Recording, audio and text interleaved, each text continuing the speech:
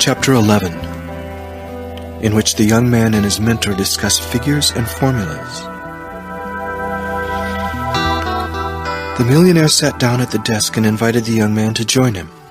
He took out some paper and a pen and wrote some figures. "Your formula could look like this," he said. What he had written was, "By the end of the year I will possess assets worth $31,250. I will double those assets every year for 5 years, so that by," and here he left a space, "I will be a millionaire." "You mustn't confuse assets and income," he told the young man. "Your assets are whatever you have left over after your current bills and taxes are paid.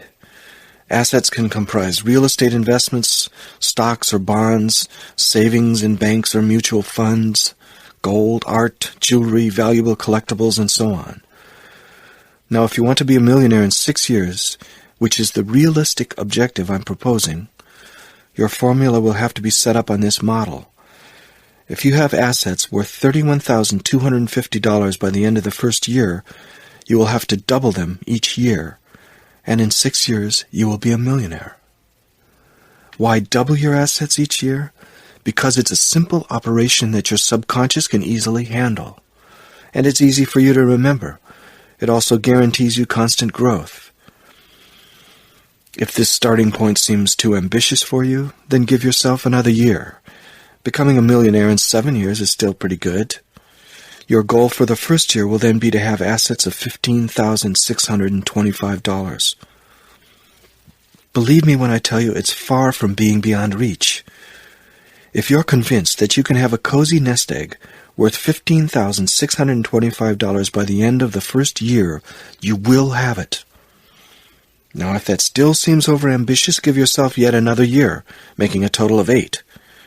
Then the goal for your first year will be $7,812.50. Along with your formula and the affirmation, "I will be a millionaire on," put in the month and year in 6, 7, or 8 years' time. You will also have to set yourself short-term objectives, landmarks to help motivate you during your journey on the road to riches, and an annual goal is essential. The most important thing, however, he told his pupil, is to write your goals down on paper. Take a pencil and fool around with figures and years.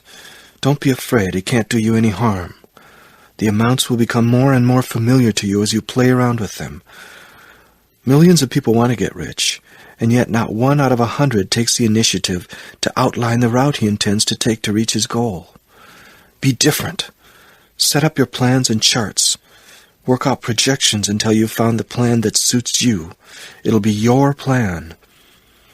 Use the examples I've provided for inspiration, but then let your imagination run wild. You have to start by dreaming to get rich.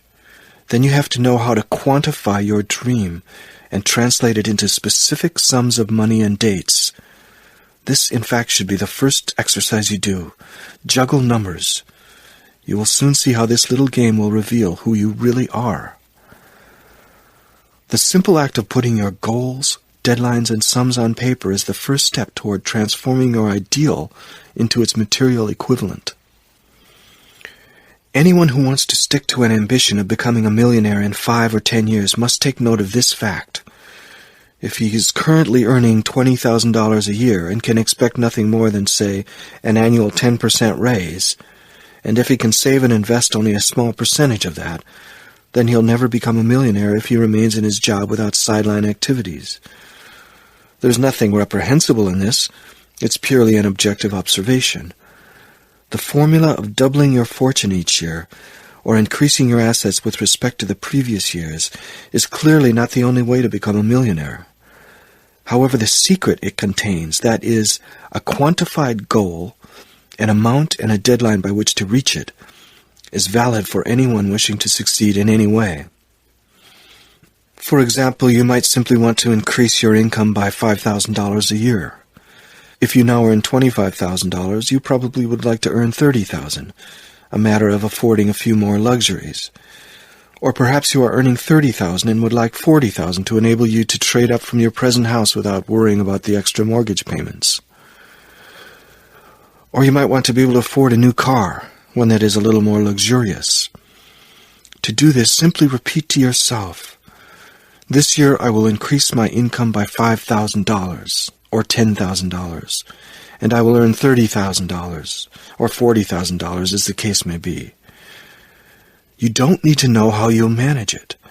You simply have to realize that if all you can hope for is a 10% annual pay raise in your present job, and you don't want to moonlight, you will have to land a promotion or switch jobs to reach your goal.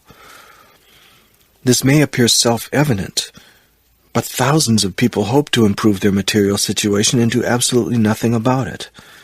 Is this ignorance? Is it because they are basically satisfied with their situations, even though they complain day in and day out? Once you've discovered that you need some kind of change in your life to reach your goals, you might find yourself thinking that you have no other possibilities in sight. And you might wonder how you can possibly earn that extra $5,000 or $10,000 that you need. Don't worry, this isn't a serious dilemma. Just fully permeate your unconscious with your goal, duly written down stating such and such an amount and deadline. Your unconscious will do the rest. Then just stay on your toes. Since you've become aware that things won't get better on their own, when an opportunity arises, seize it without the slightest hesitation. Don't let yourself be paralyzed by fear, which prevents so many people from living out their dreams. You know that by doing nothing you won't get your raise, so you mustn't hesitate to take the steps necessary to achieve your goal. Correctly programmed, your unconscious will work wonders for you. If you've issued it the order to increase your income by $10,000, it will definitely execute it. Remind it daily, so your mission becomes its magnificent obsession. Like a remote-controlled missile, it will overcome all the obstacles on its way to hit its target. "What is the target?" he continued. "When must the explosion take place? The target is $10,000 and the explosion date is a year from now." Such are the magical powers of the unconscious and a quantified objective. When creating your objectives, keep in mind that most people are much too cautious. They don't believe they're worth anything.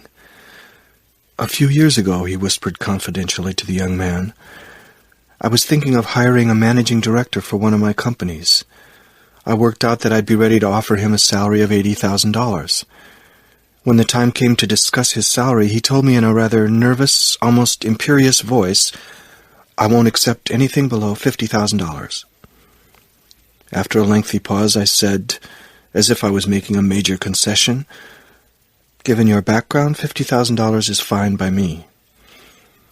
If he had asked for $60,000 or $70,000, I'd have given it to him. In fact, the way the interview had gone pleased me so much I might have even bumped that amount up to $100,000. So the person I took on lost himself at least $30,000 in a matter of minutes. That's a lot of money. And he lost it simply because he didn't believe he was worth $80,000 a year. I must admit, after hearing him state his salary expectations, I hesitated for a second and considered not hiring him at all. He was in the best position to assess his own worth, and he was telling me that his managerial skills were worth only $50,000, while I was looking for someone worth $80,000. Was I making the wrong choice? The future proved I'd made the right choice by hiring him, and I saved a lot of money. His problem was that he lacked self-confidence and underestimated his worth. He gradually dealt with this problem over the years, and it cost me a bundle in salary increases, but they were worth it. What you should remember from this simple example is that I dealt with this manager just as life deals with each of us. Life gives us exactly what we expect from it, no more, no less. We tend to forget, however, that it is generally ready to give us much more than we realize. "I've talked a lot," said the millionaire. "What do you make of all this, young man?" "It seems too good to be true," he said. "Yes, this simple little method, and no other," the millionaire responded, "is exactly what helped turn me into a millionaire, and has done the same for all those I've shared it with. As I've said, words are extremely powerful agents. The stronger your character becomes, the more the words you utter will become genuine decrees. Everything you affirm, fueled by deep inner conviction and strengthened by the fires of repetition, will take shape more and more quickly. You have to do the exercise. Nobody can do it for you. You must repeat your formula aloud, day and night, at least 50 times, and more if you can, even 100 times a day. This is an exercise in itself. The first few times I laid down and counted by tapping my fingers on the floor 5 times with both hands. It takes practice. At first you'll find it won't be easy.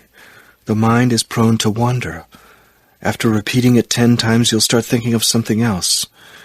Bring your mind back to business and start at 0 again until you manage to reach 50. Because if you can't stick to such an elementary form of discipline, you'd better give up your dream of becoming rich. That's the challenge I'm offering you, my young friend, and I know you can do it. All you need to do is to persist. Why repeat the formula aloud? It affects your mind even more strongly. The order you are issuing to your unconscious seems as though it is coming from the outside, and thus sounds more commanding. Say it in a monotone, like an incantation or a mantra, as the Buddhists call it. In time, the formula will acquire its own life. At first, you might feel a little embarrassed by the sound of your voice and by the formula you're repeating, but gradually you'll get used to it. The goal you laid out for yourself, which seemed audacious at first, will soon appear attainable, even easy to achieve. I'm afraid I might feel absolutely ridiculous. It's during those moments especially that you must persist. You must conquer your doubt. Think of me, living proof. Even if I'm in a garden far from here, my forces will be with you. In your moments of doubt, remember that I've given you my word. You will succeed. You're sure about that? Asked the young man, still not totally convinced. Why would I have any doubts about it? You'll become an instant millionaire like I did. It's only a matter of time before you become a millionaire in reality. You will soon be one in your mind, and that's what is most important. Even without a penny to my name. Keep repeating the formula. Little by little you will see a change occurring within you. Your goal will seem more and more natural. It'll become part of your life in just the same way that the narrow image you have had of yourself until now, a well-worn figment of your imagination, has been an integral part of your being. What your mind conjured up in the past can be reformulated. As such, you will be able to mold your future the way you want it. You will at last become master of your own destiny. Isn't that our secret dream, even before we admit it's possible? The young man agreed, and was overwhelmed with emotion at the prospect of mastering his destiny. The old man's words had much greater significance than he had at first believed. Of course, his methods were a bit strange, but perhaps they worked.